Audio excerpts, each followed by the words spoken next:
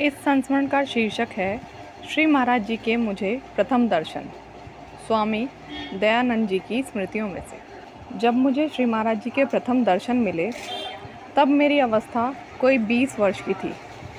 एक मंदिर बन रहा था, उसे मैं देखने के लिए पहुंचा तो मैंने श्री महाराज जी को वहां खाट पर लेटे हुए देखा।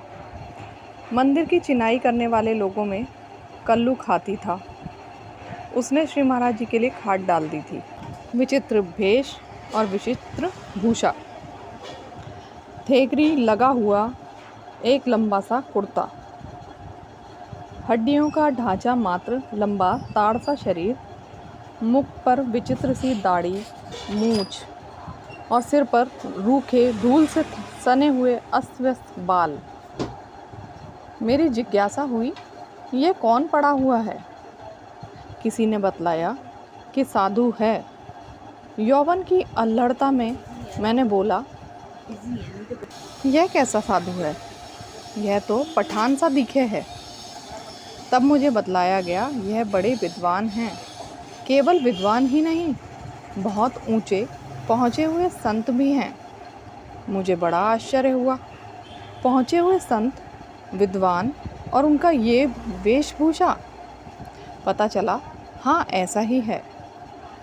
मंदिर के पंडित ठाकुर दास ने इनसे भागवत के संबंध में प्रश्न पूछा था और इन्होंने प्रश्न का उत्तर प्रारंभ कर दिया। बड़ी बड़ी गहरी ज्ञान की बातें बतलाने लगे। पंडित जी बेचारे अधिक विद्वान तो थे नहीं, वे स्वयं भी ना समझ सके और अपने परिचित एक साधु को लेकर आए, इस आशा से कि ये बाबूजी से साधु समझ लेगा और बाद में मुझे समझा भी देगा। साधु ने आते ही साष्टांग दंडवत प्रणाम महाराज जी को किया। वह पहले ही अपने किसी प्रवास में श्री महाराज जी से परिचित हो चुका था। उसने बतलाया, उसने वहाँ उपस्थित सभी लोगों को बताया कि ये बहुत विद्वान और अपार महिमाशाली सिद्ध पुरुष हैं।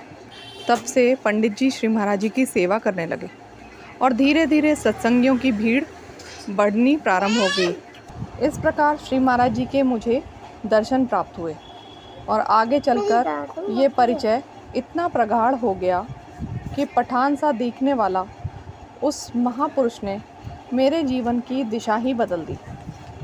धन्यवाद।